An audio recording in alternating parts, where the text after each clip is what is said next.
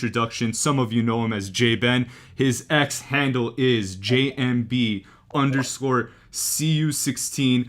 Don't check him on Twitter because he definitely will clap back. So if you're looking for a problem, you don't want to freaking poke at this guy. So he's a former radio host for the Game 92.9 in Atlanta, Falcons insider, professor, coach, and even an SDK security guard. Jeff Benedict is live with us today, and we're both pumped to give you the latest and greatest in Falcons Nation. Before we do so, please like, comment, subscribe. We're on Spotify, we're on YouTube, and we really, really appreciate all your guys' support. We wouldn't be here without you guys, so we only go as far as you guys do. And thank you for joining us along this flight path. Buckle up and enjoy the ride. Jeff, let's go straight in the latest news this week.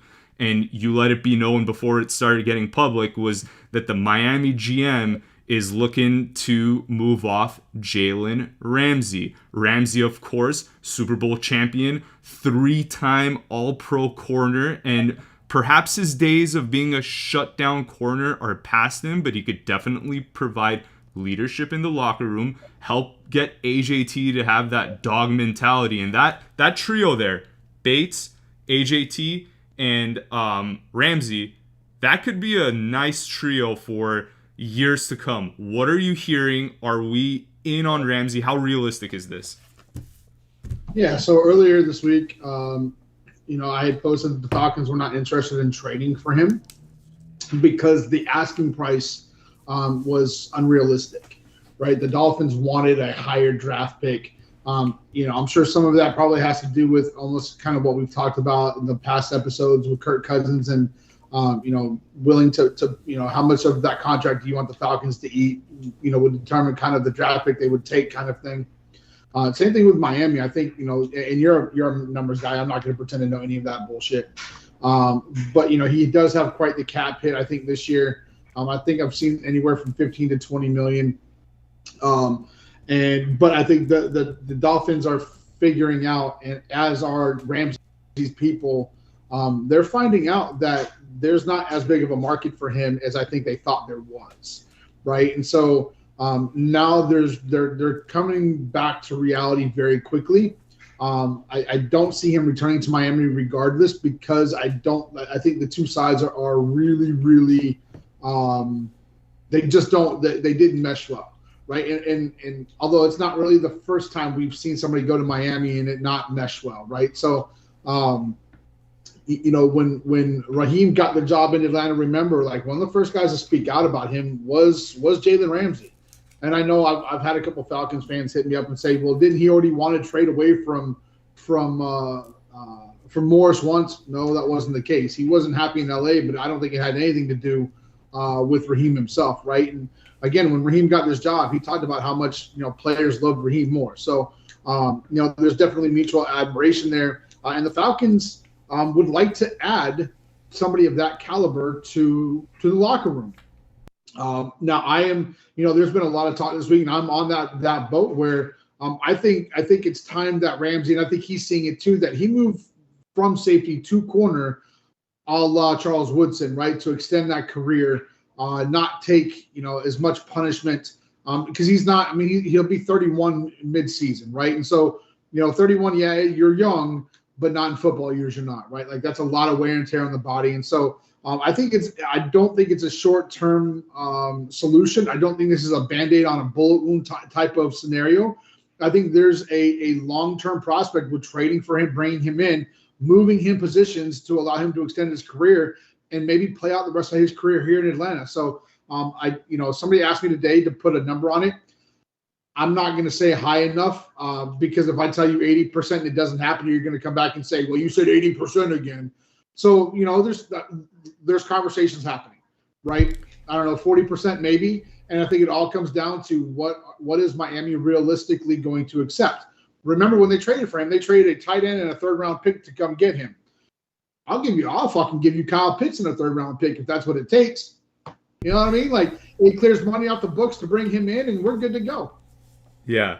And Jeff, you brought up a good point about the financials. So I think Ian Rappaport put it out there that whoever takes on Ramsey He has I believe, an $18.4 million option that needs to be picked up week 1. However, with the way the Dolphins structured the contract, that's actually prorated out. Long story short, the cap hit for this year and next year is actually pretty manageable. I think this year it's around $6 million. The following year is $18 million. Where it gets a little dicey is in the year 3 and year 4 of his current deal. That's where the cap hits get a little bit larger, which hopefully he'll work with us to kind of rework that so it could be realistic that he stays with us beyond 2 years. But to your point, Jeff, when Ra got the job, Jalen Ramsey went to X and he said Ra is one of the best, if not the best coach in the NFL. So that just speaks to what you were talking about right there.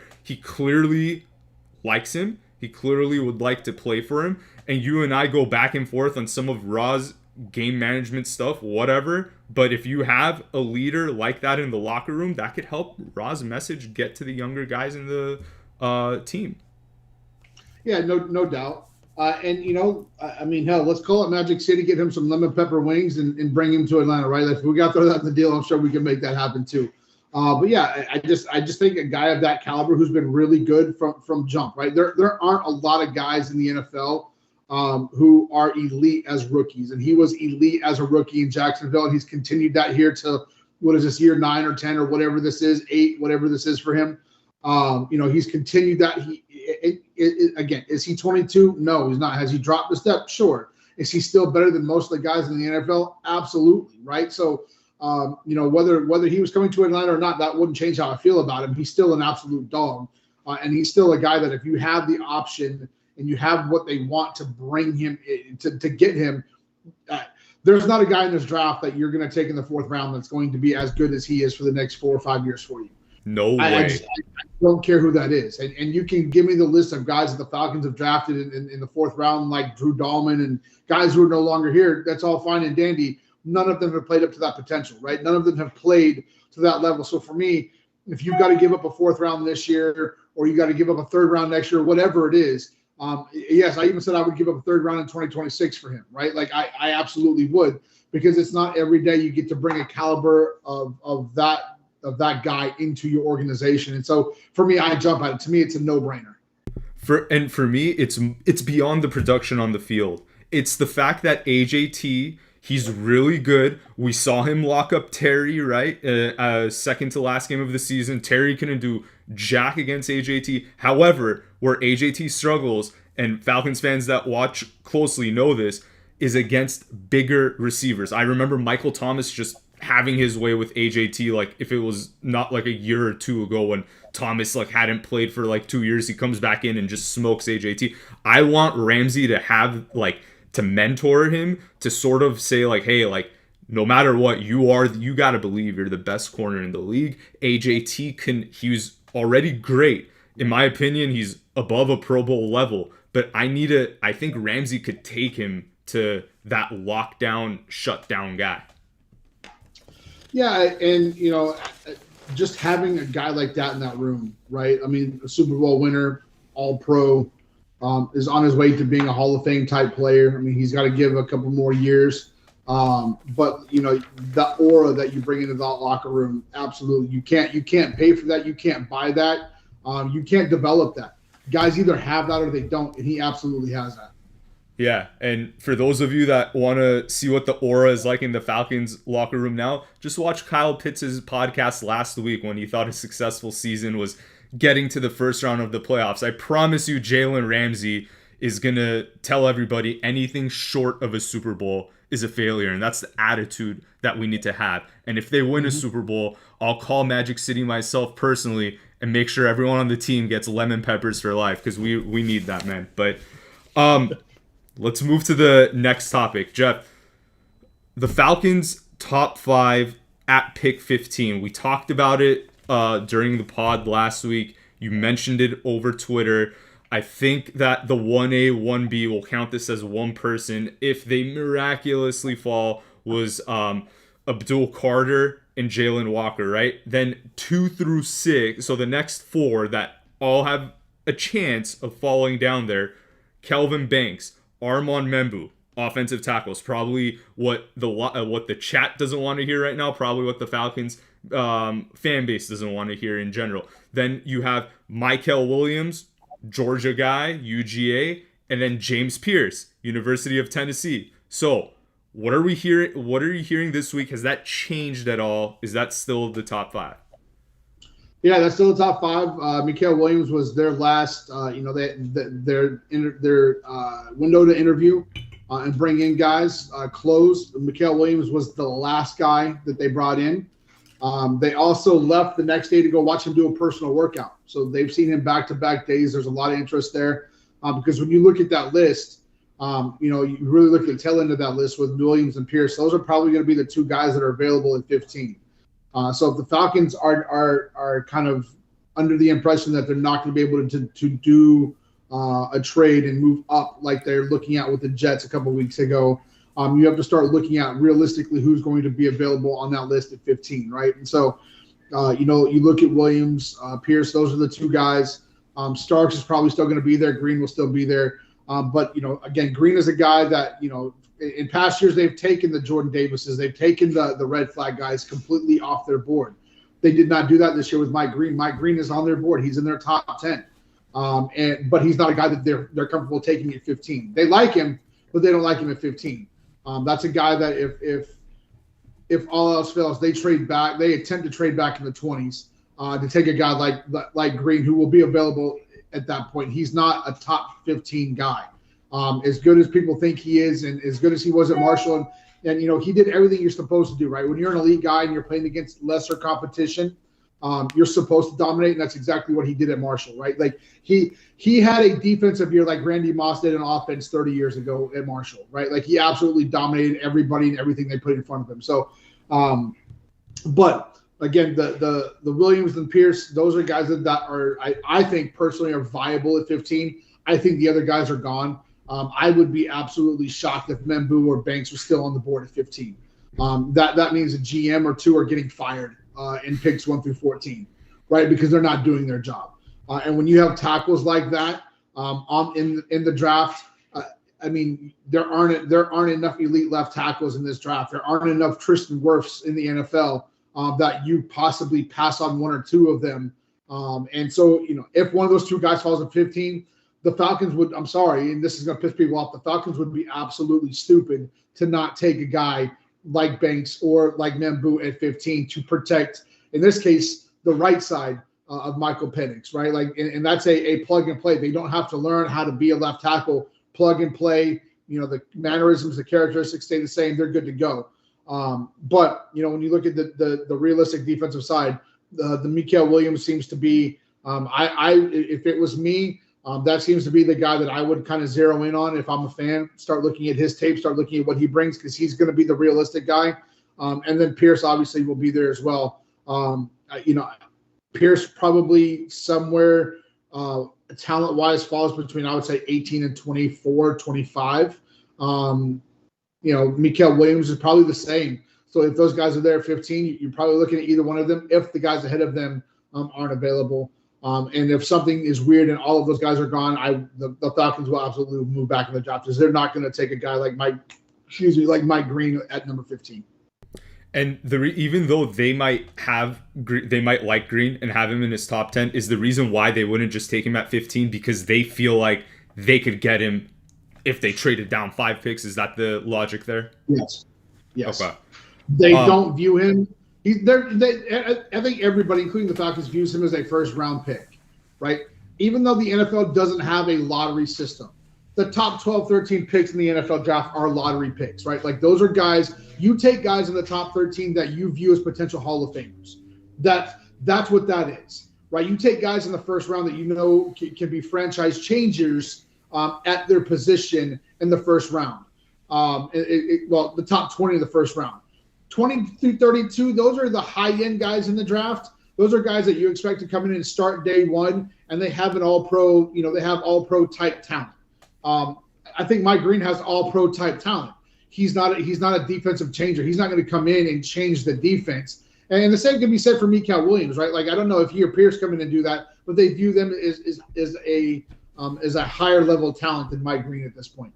bigger, faster, stronger, did it against elite competition. Like you don't have to wonder if Mikael Williams or James Pierce can play against elite competition. They did it week in and week out. And as much as I'm an ACC guy, like you can't deny how good the SEC is, right? And so, you can wonder how good the Sun Belt is, right? So as good as Mike Green was against the Sun Belt competition, it's still the Sun Belt. And so, there's a little bit of imagination that has to go into that. So, I will they move up? I think that's probably a pipe dream now. I don't know how realistic that is. Again, as I reported on day one, that would be a draft day scenario. They would never announce that ahead of time because the whole point of moving up would be to beat the Panthers or the Saints to Jalen Walker because he is on he's high on both of their draft boards. And so you don't try to sneak attack and announce it to the world ahead of time. Right, like you're not gonna perform a Pearl Harbor by putting it across Twitter and letting everybody know. Sorry, that may be a bad analogy. What it is. So we'll see what happens there. But realistically, if they stick at 15, I think Mikael Williams is probably the pick. I can't wait for people to spin that and think you're a loyalist to Japan. Right. But in all seriousness, no. Banks, highly rated tackle. Honestly, I'm kind of surprised that Will Campbell's going about, like, he's like on the same level as Campbell. Membu, interesting part about him, our holes at right tackle. Membu at Missouri played exclusively right tackle, so he would just be a plug and play, and our offensive line would be absolutely set for a while. Jeff, I want to circle back about Membu, by the way, right? The thing about Membu that is really interesting to me, 6'4", with an arm span of somebody 6'9". Like, what is that? Like an 85-inch reach, I think he has. Just like that dude can scratch his kneecaps without bending over. And I don't think people realize how important having that arm length is at tackle. And like, it just, on top of everything else, his footwork is immaculate. His size is immaculate. He's what you want. But that arm reach is unbelievable. Yeah, definitely. And, obviously if they're on the board, great. But it's going to be interesting to see, like, would they pick those two tackles over Michael or James Pierce? That would be the thing, because, that would be crazy. I think they do. Wow. I think they do. I absolutely think they do. Because there's no doubt in my mind that Pierce and Williams will be available at 15. There's no doubt in my mind that that's going to be the case. I think that is what is that? The floor? The floor for those guys is 15. Is that right? I don't know. I always get the floor. Well, it's funny that you say that, Jeff. Like, in the mainstream, and I'm not just saying that because I'm a Tennessee guy, James Pierce is like getting mocked to like the bottom of the first round. And admittedly, I even did that in my mock. But like, speaking to like people that actually scout for a living and just seeing like more people that have like sharper mock drafts, they have James Pierce going as high as 11. And pre-draft, pre-college football season, he was commonly regarded as the best defender available in the draft. So I think he could be one that kind of surprises people, that a lot of people have him going in the 20s and like even into the second round. I think he's a guy that could easily sneak into the top 15, whether it's us or somebody above us. I want to go back to, before we move off this topic, another Bulldog that we reportedly had interest in early in the process, but I kind of want to get a heat check on that now. Malachi Starks, I think in the beginning you were saying that the scouts thought like this guy could be like Troy Polamalu or Ed Reed, like he's on this level. Have we cooled off of that? Because we're even seeing him in mock drafts like getting out of the first round. Yeah, I don't know what happened. The Falcons are still high on him. He's still their top, he's still number 6 or 7 on their draft board. So he's still high for them. But through this process, and let's remember, I reported on that, late February, long before the combine, unlike what other people on Twitter want you to believe. That was a guy that I told all of you about. I think it was late February, early March, long before the combine ever happened, right? Long before anybody had ever associated Malachi Starks with the Falcons. I had that for you guys. But as I said then, and as you guys well know, this is a very fluid business. And it's all about doing research and looking at guys and obtaining more information. And the Falcons, like every NFL team, do a lot of that over the course of March and April, right? And they still really, really like him, but they understand that they can fill the hole elsewhere. And it's hard to do the same thing with an edge rusher. And they understand probably much. And look, they had these grand ideas. Daniel Hunter last year, they thought Micah Parsons was going to be, they really thought they were going to be able to bring in one of these big name guys, right? And obviously things like that, you've heard the rumors. It wasn't just me starting, putting shit out there. Like you guys have seen their names attached to all of these guys, and none of that has worked out. Were any of them realistic attempts? I don't know. But I think the Falcons really thought they could lock down one of those big name edge rushers, and if they had done that, Malachi Starks would absolutely be the pick at 15, even now. Unfortunately, none of that has happened. Right? They have not been able to bring in that elite pass rush that they need. So now you've got to since you couldn't do that in free agency, now you've got to start looking in the draft, and they understand now that need at edge is much greater than what could be an elite safety guy that goes in your Hall of Fame, right? Like I think that's what Starks is. I think he's a guy that ends up being a franchise Hall of Fame player, not an NFL Hall of Fame player, a franchise. Let's make sure that we're very, very clear on that, since a lot of people like to misunderstand what I say. Malachi Starks has the ability to be a franchise Hall of Fame player, not an NFL Hall of Fame player. Probably both, though, right? And the Falcons really do believe he's that talented. But because free agency and trade market did not go the way they thought it would, or the way they were anticipating it to, they've had to redo their draft board and how they see this draft. So with that being said, yes, they still love Malachi Starks. Yes, they would love to be able to draft him. Could they potentially move back into the end of the first round to grab him? Don't know. But right now they've had to readjust how they do this. And right now, pass rush is kind of one. Right tackle to protect Michael Penix is two, followed by a need for a safety. And by the way, if you bring in Jalen Ramsey, you can kiss that goodbye too.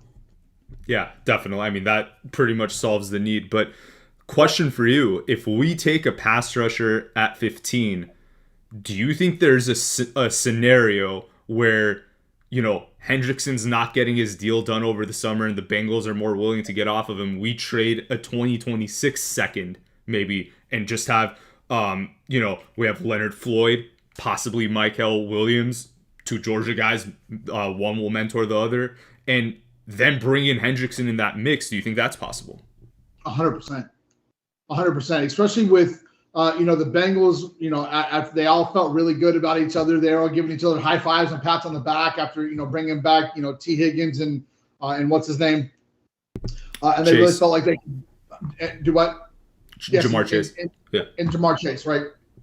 And, they really thought they could use that momentum to kind of bring in and settle down with him on the defensive side of the ball. And there's been nothing. There's been no contact. There's been no Christmas cards exchanged in the middle of spring. There's been nothing, right? And so I think if you see that play out longer, I think they become desperate. And then, I do see a scenario where you could bring in him at post June 1, before July, mid-July, before they start reporting to camp. Hell, it may even be one of those where it goes into camp where he holds out, and now they really want to get rid of him, so they don't have that. They don't have that going around campus. As they really think they've got. And by the way, the Bengals have a Super Bowl winning offense, right? Like that offense last year was absolutely incredible. It's really stupid for them to ignore the defensive side of the ball, because if they could stop a ham sandwich last year, they absolutely get to the AFC and get to the title game. In just my opinion, but they couldn't stop anybody, right? Like they were worse on the defensive side of the football than the Falcons were, and that says something. I absolutely see a scenario where you could see a late summer trade or a late summer acquisition and bring him in for the Falcons, kind of swooping out of nowhere. And it would be one of those quiet periods where you're not expecting anything, because you're at that lull. Everybody's kind of at their max roster for camp, and they're getting ready and they're cutting the grass and they're getting everything, ready, sprucing everything up. And then they hit you with that. And so absolutely, I see this scenario as a possibility. Yeah, it's crazy. I mean, the Bengals could have locked up Hendrickson years ago and just like had him at a reasonable Yeah. contract in the twilight of his career. Now he's 31 years old and he's looking to make market value, which I mean, look, someone's going to have to pay him that money, whether it be us or them, but it's just what you could have had compared to where you're at now. That's wild to me. But speaking of contractual issues, Jeff, we've got a problem on our own. What are we hearing about Kirk Cousins, the latest and greatest? Like, do you think that it's possible that he gets traded draft night, or do you think this is going to get dragged into the summer? I think it'll get I think it'll get drug into the summer. I think you start looking at, and it may even be one of those things where it's week 1, 2, 3, or 4 of the season, right? Somebody goes down, and now all of a sudden the team needs a starting quarterback, and you reach out to the Falcons, and so I don't see this being a draft night trade. Could be completely wrong, but I don't see that happening. I see this going through the summer into camp, and again, even potentially into the season before somebody gets hurt and needs a quarterback. And at that point, the Falcons. I've said this all along. The Falcons are in this. They're in the long game. This was not a short-term thing for them. They've already given in money, or the money's already been guaranteed, or whatever it is. So you're going to play ball with the Falcons. You're going to play by their rules. And everybody around NFL media was so sure that they were not going to give him, that $10 million that they were going to give. And the Falcons told you guys, this wasn't a magic trick, right? This wasn't a weird card trick walking down the boulevard in Vegas. Like, they told you flat out, we're not in a rush to get rid of him. This is our backup quarterback. We're paying him really good money to hold a clipboard. And unless somebody comes and woos us, he's going to hold the clipboard. They don't owe him anything other than money. Until somebody comes up and says, hey, we're willing to play ball by your rules, nothing's going to change. Yeah, that makes sense. I mean, financially, it really doesn't matter if no team's willing to take on his contract. It doesn't matter for us. Like, there's no benefit there. So a team needs to come along and offer to take some of that salary off of our plate. Otherwise, we're because the thing is, if we move off of him, and someone made this point on X. If we move off of him, we're gonna have to get a backup in the building too. So that's another cost on top of that. So we're gonna swallow Kirk's $27.5 million and then pay $5 to $10 million to get a backup quarterback. So I don't know if that makes sense. But how about this, Jeff? Another team within our division has a bigger QB mess than we do. So early in the offseason, Derek Carr's $30 million option was going to be fully guaranteed the third day of the league season. Meaning that if the Saints wanted to cut him before that point, they could have easily moved off of him and restructured some other contracts to basically, just move off of him and get ready for the post Derek Carr life. Instead, our brilliant division rivals decided to cut Derek Carr a check for $40 million, basically creating 40 mil. And I mean, if you cut a check for 40 million that's not guaranteed, you're essentially adding in dead money. So they're essentially prolonging the cap hit, right? And then we talked about this a little bit last week, that now there are reports surfacing. Some people are questioning whether or not it's valid. Is it a play by the Saints to get the fan base comfortable with drafting a QB, or is it a play by Derek Carr's camp to say that he has an injury and he might miss the season, to sort of say, hey, look, the Saints are interested at 9 at a QB. You should jump him so that our guy remains the QB for at least another year or two. So, Jeff, what's going on here? Do you think Derek Carr is actually injured? And if so, and if the Saints were aware of it, why would they just give him $40 million? Can't say what I want, right? But there's a word that I love a lot, and it's what 5-6 letters, rhymes with Bernard. It's who knows why they do anything there, right? But what cracks me up is now reports are having highly interested in Shedeur Sanders. right? So you just gave Carr $40 million. You drafted a quarterback last year who started for you. Now you're going to go spend a top 10 draft pick on another quarterback? Like, you can say what you want about Terry Fontenot, but he's not that stupid. But I'll tell you what. Like, if they want to collect a roster full of quarterbacks, I'm all for it. If you want to line a quarterback up at tight end, like you can have Felipe Franks too. By the way, he's on our roster. He used to be a quarterback. We can send him over there to you if you just want a roster full of former quarterbacks. It's absolutely mind blowing to me what they're doing. But if there's any franchise I hope does the dumb thing, it's 100%. It's absolutely 100% the Saints. So one option for them, if somehow they move off of Carr, a veteran option that people have been kind of linking the Saints to, and tell me if you think this is crazy, Aaron Rodgers went live on Pat McAfee's show yesterday, basically came out, shot down all these rumors that, he was begging and pleading to have to be the starting quarterback for the Jets next season. First of all, Rodgers doesn't strike me as the type of guy. He's a Super Bowl champion, 4-time MVP. I don't think he's going to beg a dysfunctional organization to be their quarterback. So I never really bought into that. But apparently he's like, hey, year 21, it ain't about the money. He'll play for $10 million. Think about it. You're paying Darnold $30 million. You're paying Geno $35 million. Like, why wouldn't you pay A-Rod $10 million? Do you think that could be an option for the Saints? Or, even for, like, if the Pittsburgh gives him... Oh, it's an option for the Saints. It's not an option for Aaron. Year 21, I think he's looking to win, right? Like, I think when he says, I'm willing to play for $10 million, what he really means is I'm willing to play for $10 million for a team that has a shot at a Super Bowl, right? Because it's been, 14 years since he won his only Super Bowl.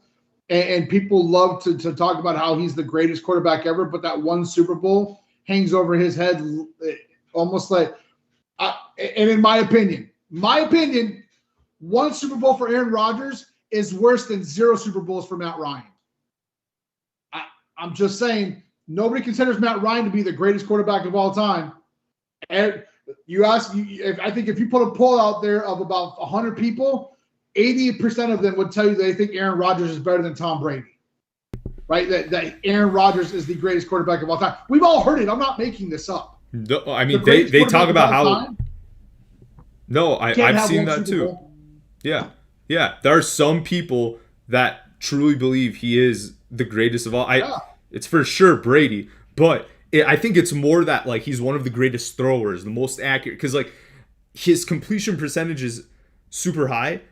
And he takes care of the ball. Like he has a low, or in his prime, he had a low number of interceptions. I don't remember what he did last year exactly, but he also goes deep. So it's like you have that like, he's conservative, but he's like aggressively conservative, if that even makes sense. So like he's that perfect combination. But through all that time, from being that elite, one Super Bowl, it's pretty crazy. It's one, and it's not a good look. And I think if you go back and you look at the history of quarterbacks, for me, the greatest quarterback in NFL history is Warren Moon.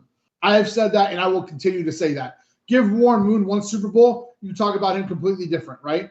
You give Dan Marino a Super Bowl. Again, Dan Marino is considered one of the 3 best quarterbacks of all time. No Super Bowls.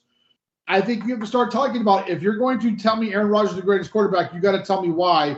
And to me, one Super Bowl is a detriment to that argument, right? Like for me, sorry, but if winning 4 championships isn't good enough to make LeBron James the greatest basketball player of all time, and he is, and it's not debatable for me, then one Super Bowl for Aaron Rodgers has to put Aaron Rodgers in that same category as LeBron James, right? And I even hate to bring that up because I know what it's going to be, but it is what it is. But again, if you're going to tell me that Aaron Rodgers is the greatest quarterback of all time, he's got to have more than one Super Bowl. And I think he knows that. And I think if he's going to take $10 million, it's got to be for a team that's a Super Bowl contender. You're basically saying, because a lot of people are going to misconstrue what you're saying. You're basically saying that this guy is so freaking talented that for him to walk away with just one is worse than Matt Ryan for his talent level to have none. Is that a fair interpretation?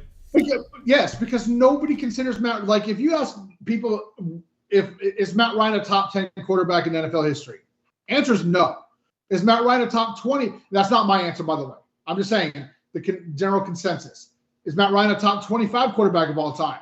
People more than likely are going to tell you no in that instance as well. And again, that's not my opinion. That's what I'm telling you the consensus is. The consensus will tell you that Aaron Rodgers is a top 2 quarterback of all time. And many of them, most of them will tell you he's number 1. Most of them, throughout the entire career with him and Brady, everybody said Aaron Rodgers was better than Brady, even though Brady was hosting the trophies. For a guy like that to only have 1 Super Bowl when he had the best offensive line for years, he had some of the greatest running back tandems of all time, he had some of the greatest tight ends. I always hated the argument of, well, they don't draft skill players around him. Had the best offensive line, had some of the best running back tandems, had elite tight end play. Like he had he may not have had like an elite number 1, but his wide receivers were always top 5, top 6 group rooms in the NFL. He had plenty of talent around him, won 1 Super Bowl. Hey, wait a minute. They're wide receivers. 1 Super Bowl is worse than Matt Ryan not winning any, because nobody considers Matt Ryan to be a top 25 quarterback of all time, even though he is. Even though they didn't burn a first-round pick on a receiver, you can't tell me Greg Jennings, Donald Driver, Jordy Nelson, Randall Cobb, Devontae Adams. Like, come on, man. I mean, that's better than what Matt Ryan had. And Matt Ryan had Julio, Roddy, and Tony. So, I mean, like, that really says something. But, yeah, I mean, we'll see. And, you know, a parallel conversation to this, Jeff, and I don't get this too. A lot of people call Sean Payton one of the most legendary coaches of all time. And when you use that word, in my opinion, we're talking about like Bill Belichick. We're talking about Bill Walsh. Like, I don't know that Payton, by a similar argument, is in that category. Could he be? If he takes Denver, a franchise that was like pretty much like at rock bottom with Russell Wilson, develops Bo Nix and kind of has an encore performance to what he did with New Orleans in Denver, and maybe rattles off 2 or 3, we'll have that conversation. But for right now, the Saints, as dominant as they were, and I'm sorry, I know we're a Falcons podcast, but let's not kid ourselves, from 2006 to, let's say, 2019, 2020, they were crushing it, and they walked away with 1 Super Bowl and I believe 3 championship appearances. Like, that is not acceptable for the amount of talent they had in the building. No, not when you have a top 5 quarterback of all time. Right? Yeah. Like that I would put Sean Payton in with the same category as when you look around like other sports, the way that I would put it out there, Bobby Cox, right? Former Braves manager of the 90s, 80s, 90s. Everybody here loves Bobby Cox here in Atlanta. Bobby Cox had the greatest rotation ever, right? That dude had 3 Hall of Famers. He had, Maddox, Smoltz, Glavine, had elite closers, had setup men, 1 World Series. 1. The name of the game in baseball is pitching. The name of the game in football is quarterback play. Dude had one of the top 5 greatest quarterbacks of all time in Drew Brees. Got nothing done. Again, I'll say it here. Drew Brees' 1 Super Bowl is worse than Matt Ryan's no Super Bowls, because, again, nobody puts Matt Ryan in the top 10. Everybody puts Drew Brees in the top 10. Many people put him in the top 5. And you can tell me I'm stupid that 1 Super Bowl means more. That's not what I'm saying. When you are an elite guy, when you are an elite quarterback, you're an elite player in the NFL, you have to have multiple Super Bowls in order to lock that down. Peyton Manning locked it down with that 2nd Super Bowl in Denver. Tom Brady, you don't even question. Joe Montana, you don't question. You know John who you Elway. question? John Elway, you don't question. And people don't even realize John Elway got to 7 Super Bowls or 5 Super Bowls, lost the first 3 or 4 or 5, whatever it was, before Lost winning the the first back-to-back. 5, I think, and then won back-to-back. Yeah. I mean, look at Kelly, Jim Kelly. Nobody puts Jim Kelly in the elite category when he lost 4 straight, because he didn't win 1. And I'm sorry, but if you are going to be the elite guy, if you're going to be in that upper echelon, that top 5 to 10 quarterbacks of all time, you have to have more than one Super Bowl. Yeah, Sorry. Look at Joe Montana versus Steve Young. Young has 1, Montana has 4. And which one do we always refer to as, like, when we talk about the greatest quarterbacks of all time, we start Brady and then we go probably to Montana, Manning. I mean, you got to have 2 to enter the conversation, in my opinion. Yep. And Steve Young was a better quarterback than Joe Montana, and I'll die on that hill.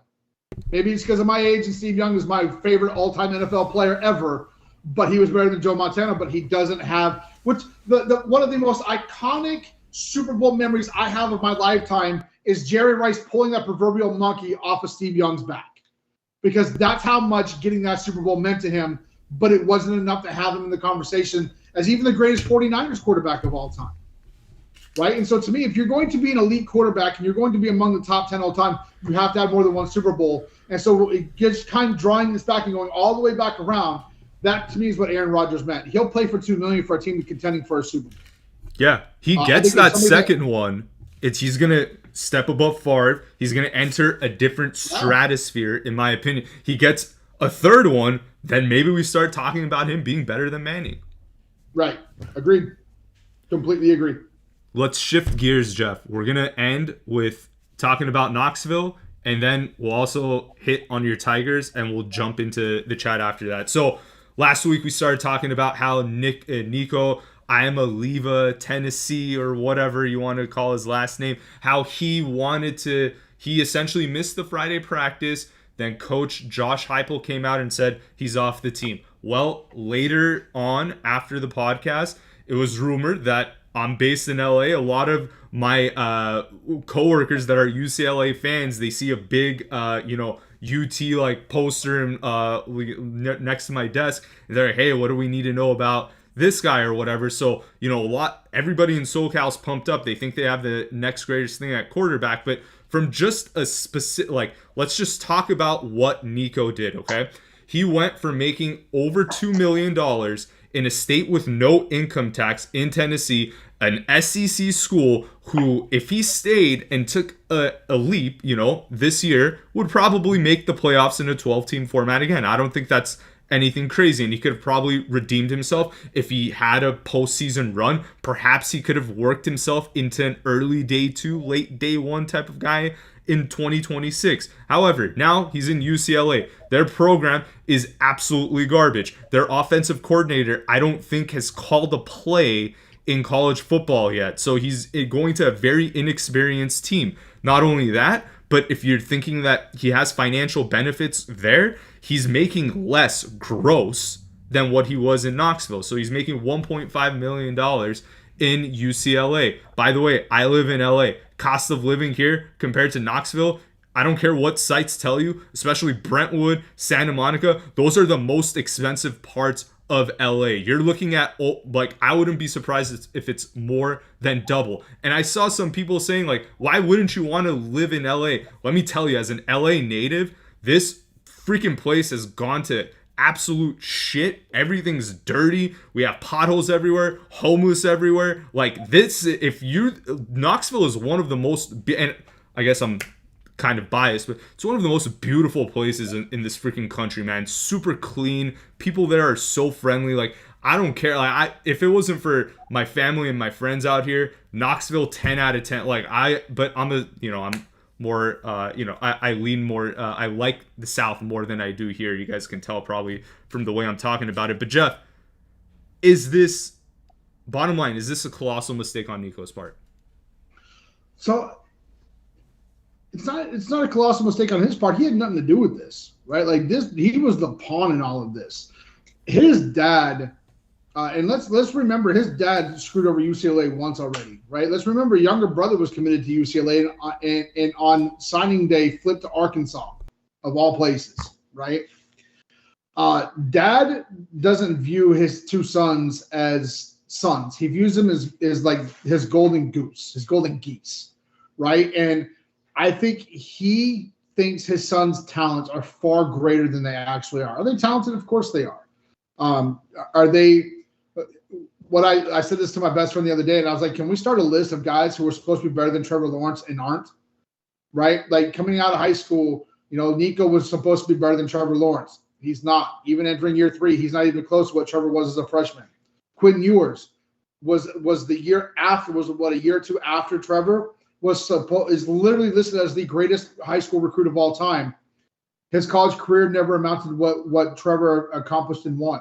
There's a list of other guys who were supposed to be better, equal to or better than Trevor, and none of them have lived up to that. And I'm not saying that as a Clemson guy. I'm saying that as a guy with eyeballs who realized how elite Trevor was as a college football player. And so for me, it's not even about Nico. It's about his dad and that inner circle that he's being forced to keep. Because I think if you go up to Nico, everybody talks about what a great kid he is, right? Even people in Knoxville, they don't hate Nico. They would have taken him back with open arms. They didn't want dad around anymore. And I think Heupel just got to a point where he was tired of dealing with dad, right? He was tired of dealing with dad and dad's cronies, talking shit all over Twitter and all over social media and doing their thing and trying to hijack trying to make demands. And, they talked about how the offensive line wasn't very good and that needed to be better, and how the offense wasn't, suited to for Nico, and how, they needed more money because of all of this, because it was, making him look bad. Sir, I don't know if you know this, but UCLA's got one of the worst offensive lines in football. And their offensive coordinator has never called a fucking play in his life.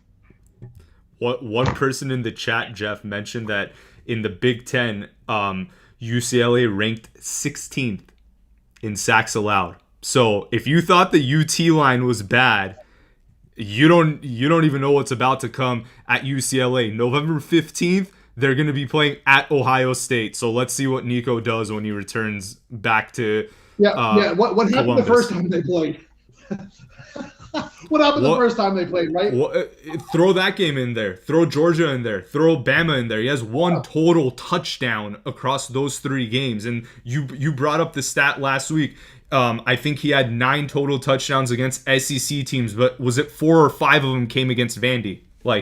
This is the part, and now we're going to shift to Clemson. This is the part of the college football, NIL transfer portal that really needs to be fixed, because somebody like Nico, who had potential, and had he stayed in Knoxville year 2 to year 3, maybe, you never know, these kids could take a nice leap. But now you sacrificed Knoxville for Hollywood, and it might not work out in your favor long term. Sure, you're gonna have endorsements and stuff in LA. It's one of the biggest cities in the world, but also you go from possibly being the second biggest star in Tennessee next to Ja Morant to being an afterthought in LA. LeBron, Ohtani, Luka, Kawhi. USC football is better. UCLA basketball dwarfs UCLA football. It's not even close. You are at the bottom of the bottom. UCLA softball dwarfs UCLA football.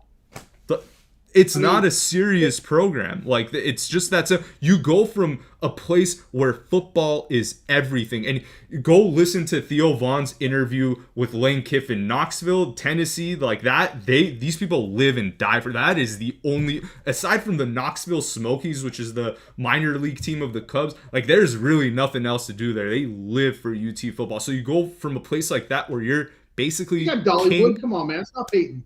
Hey man, Bollywood. Went from Bollywood to Hollywood.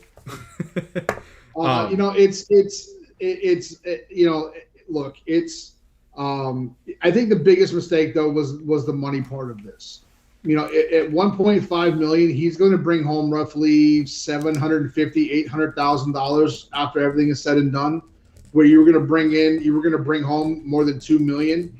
And look, I'm a SoCal guy, right? I would never move to LA, but San Diego's home. And it's expensive as shit out there. I'll tell you what, the Rose Bowl is one of the greatest stadiums I've ever been to. I would go back to the Rose Bowl every year if I could afford to go out there just to go to the game. It's an amazing experience, and be able to call that place home for at least a year and play 5 or 6, 7 games in that place, good for him. But as far as being able to develop as a quarterback, Dad missed the bar with this one. I don't think he's going to get the coaching, the development. And say what you want about Tennessee. Sorry, I hate the fan base. They are just a bunch of assholes. Probably the worst fan base on Twitter, if I'm being honest. And it's worse than South Carolina. It's worse than Ohio State. They are just just ruthless on Twitter. But they bleed orange, if that's what you want to call it. I don't know if I really want to call that orange, but they bleed whatever that orange color is supposed to be. Blood orange. And yeah. And it's more like prison cone orange. But say what you want about Heupel. He's gotten 2 guys to the NFL that probably wouldn't have gotten there. And sure, they're not starters, but they're on NFL rosters. And when you look at what Nico is going to go through this year, he's going to go through growing pains because it's an offense he doesn't know. It's with a coordinator who's never called plays, worse offensive line, doesn't have the weapons that he had in Tennessee, and he damn sure doesn't have the fucking defense that he had in Tennessee. Right? And all of that, when they go 2-10 on the year, who's going to get the blame? It's going to be Nico. Whether it's right, wrong, or indifferent, it's going to be Nico. And his dad can't help, but his dad's going to shove those big-ass feet in his mouth, and it's going to be really bad for him. And by the way, NFL teams are paying attention to this bullshit. NFL teams are not going to want to deal with a father like that. Say what you like. There were NBA teams that don't want to deal with Lonzo Ball, or any of the Ball brothers because of their dad, right? Like, yes, they've all made some decent money, but you look at the middle one. Look at Jello. He can't get on an NBA team, and he's probably good enough, if we're being honest, because they don't want to deal with dad.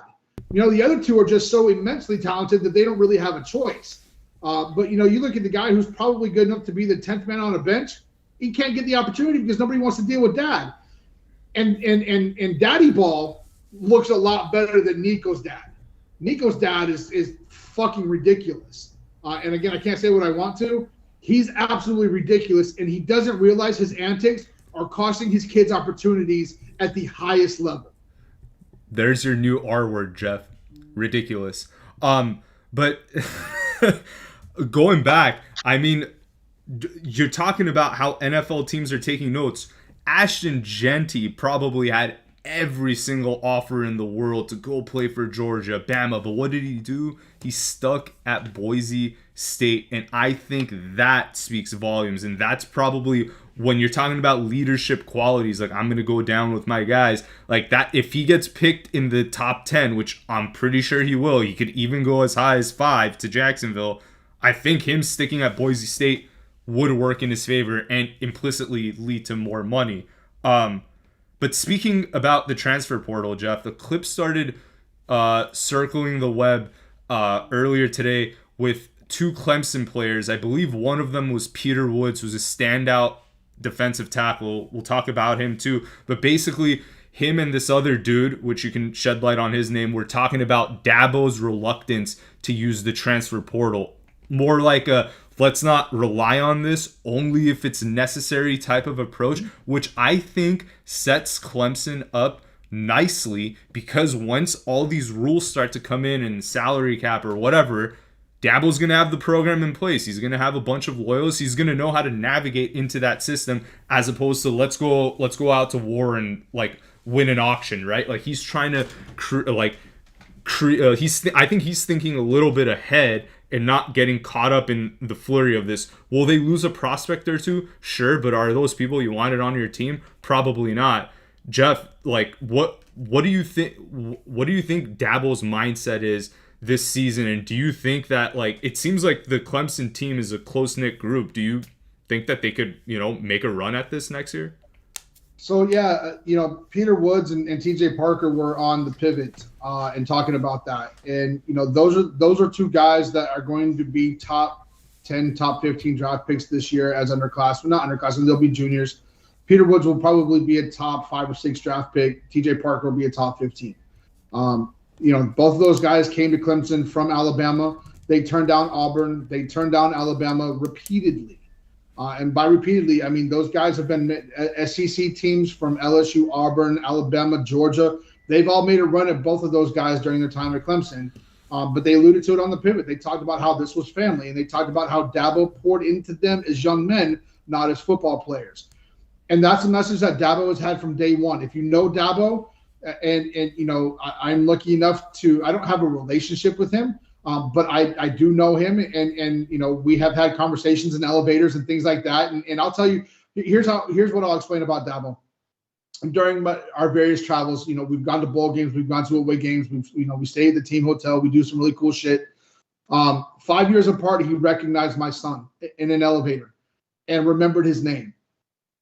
He sees millions of people, and he remembered who. And my son was young, so it's not like his looks didn't change. He remembered him, and that's who he is as a person, and that matters to some kids. There are a lot of kids who want to be successful and want to be developed. They don't want to jump from team to team, from program to program. I'll give Kirby Smart credit. He said this 2 weeks ago, 3 weeks ago now, and I even said it on our last podcast, our last episode. We'll do a study in 10 years, and the kids who went to a different program every year will be far less successful than those that stayed and grinded it out at 1 or 2, right? Because they weren't afraid of competition. TJ Parker, Peter Woods epitomize that, and I think Clemson epitomizes that. Dabo has said, and I even said this last week on our episode, Dabo cares about you as the person, not you as the player. And people make him out to be all sorts of things. Oh, he's just a racist white guy from the South. He only wants black kids because they play football. These are things that are said about him, right? He doesn't give a shit about color. He doesn't care about your economic status. He cares about you as people, and he cares about who you will be at 30, 35, and 40, what kind of father you're going to be, what kind of business owner you're going to be, what kind of person you're going to be in your community. He doesn't give a shit about the NFL. He cares about guys, and that is very apparent, which is why he doesn't. When you look at guys who are jumping into the portal, they're jumping into the portal because they're not playing, right? Like they can't beat up the guy ahead of them. That's why they're not leaving. We have yet to have a guy leave for more money. We have yet to have a guy get into a bidding war and leave because of that. All of those guys are, I promise you, all of those guys, Peter Wood, TJ Parker included, are highly underpaid versus what they could get from other programs. But they stay because of what Clemson pours into them, and that it's a lifelong commitment. And that is something that Dabo has been about. And he gets, fans get pissed off, right? And, and it's not our fan base that gets pissed off. Our fan base gets pissed off because he hires fucking morons as coaches, right? Like that's why our fan base gets pissed, is because you go out there and you hire a guy or you promote a guy like he did the defensive coordinator a few years ago, and then we go to shit. Peter Wood said, we've got the talent to win a national title, and they absolutely do. But when he's hiring guys like former players that don't have any coaching experience, that didn't go cut their teeth in places, that's why our fan base gets pissed, because they're cutting their teeth at Clemson, and that's not a program where you cut your teeth, right? And so, but now you look, he was able to grab Tom Allen from Penn State, and I'll tell you, the difference on defense already, night and day. There was he went back and he was looking at old program. He said he was reviewing old practice tape from last spring, and Clemson didn't tackle, change that shit. And he's not just changing it. Like, this dude's in the middle of dog piles. Like, he's out there jumping around, 55, 56 years old, bringing energy to practice, right? So that all of that, Dabo attracts that kind of player. Dabo attracts that type of coach, and it's up to him to make that decision. People can say we're not an elite program, which is fine. But there's a reason that Clemson continues to have a top 5 roster of talent in college football. And yes, this year you will see them make an absolute run. We will finish with and I say we, Clemson will finish. I would be shocked if it's not undefeated. If it's not, it'll be because of a week 1 loss at home to LSU. With Nussmeier coming in. Nussmeier, one of the best quarterbacks in college football, coming back. I'm actually shocked he didn't leave for the NFL this year as a one and done, because I thought he had the talent to do so, and I think he would have had the best arm in this draft. But LSU comes to Clemson, Death Valley, the real Death Valley, week 1. If Clemson doesn't run the table, that will be the one loss, but they'll run through the rest of the schedule, and they will be 1, 2, or 3 seed in the college football playoff this year. And they will have an opportunity to get back to the top of the mountain because of what Dabo believes. He doesn't listen to other people. He doesn't let other people tell him what to do, what to believe, or what to say. And that really rubs people the wrong way, because people want it done a certain way, and that's just not how he operates. And he's not a dumb hick, right? Like, he's just, people want to paint him as some small town dumb moron from Alabama, when in reality, he's got a master's degree. He was very successful off the field for the 3 years that he was out of coaching, doing real estate. And he's obviously been really successful in it. So I say all of that, there's a reason he attracts the players that he attracts, and there's a reason that guys choose to come to little old Clemson. And there's a reason that for the last 12 years in college football, nobody's had more 10-win seasons other than Alabama. You talk about Nussmeier. His dad is the OC of the Saints. If the Saints don't go for a QB this year, and Derek Carr sits out and they're just absolutely terrible, perhaps he's somebody that they target in 2026. But Yeah. I mean that's really far fetched. But hopefully they don't. Hopefully they take Sanders. And if Nussmeier is as good as you're saying, I don't want him anywhere near the Saints. So one more thing before we move to the chat for some questions, Jeff. I think in a FF Metrics podcast when we did that a year ago, I remember you bringing up Peter Woods' name, and I think it might have been in context when we were discussing Rook or I don't know if I got it. Was this the guy? Was this the Aurora? Yep. Aurora. Yep. That's it. Was that the guy that took Rook's job? Wow. As a freshman. As a true freshman. That is insane, man. Like that would be cool if we can. I don't think we'll have the draft capital to pull that off, but man, whoever drafts him is probably gonna have a nice stud D tackle on their hands. Agreed. Okay, let's move into the chat, Jeff. So, first question: how serious is the Jalen Ramsey talk? I think it's pretty serious. I think that if Miami will agree to some terms, that he would be a Falcon. So yeah, I think it's very serious, as we talked about to open up the podcast. Yeah, agreed. And then thoughts on Dan Lanning calling Josh Heupel to let him know that Nico's dad was out shopping his son. Love it. Nothing's going to change in college football until coaches stick together, right? And even on top of that, Lanning reaching out, I think is phenomenal because there's a lot of coaches who wouldn't have done that, right? So Lanning giving the heads up, I absolutely love. And I think they made the right decision. But look, for me, I love when coaches stick together like that. I think it because that was about that whole situation was about to change college football forever. If Tennessee gives in and gives him what he wants, it sets off a domino effect that nobody wants, coaches included. And so I give a lot of credit to Dan Lanning for doing that because again, a lot of coaches wouldn't have. And then a lot of credit to the University of Tennessee, to Randy Boyd, who's the chancellor, Danny White, who's the athletic director, then obviously Heupel is the head coach. I said last week on Twitter, I think Boyd and White took a lot of phone calls from fellow chancellors and athletic directors and presidents because they all realized what was about to happen if they had made a different decision. So shout out to everybody involved for sure. They made the right decision. And again, it sucks because I think Nico's a great kid who got caught in a tough situation with his dad being a moron. But I think the right decision was made and it saved college football from itself momentarily. Agreed. Well, one more question and we're out, Jeff. Who's a current player on any team you see being traded on draft night? Current player? God, I don't know. What was the last time we saw a player get traded on draft night? It doesn't happen often.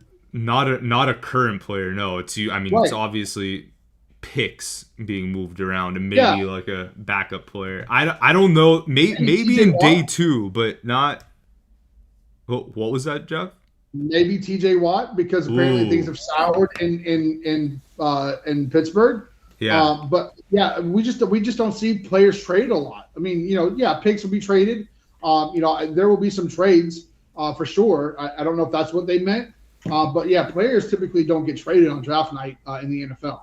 But I think if there was going to be one, I think you could see, make a case that T.J. Watt, maybe gets traded on draft night for Pittsburgh to move up.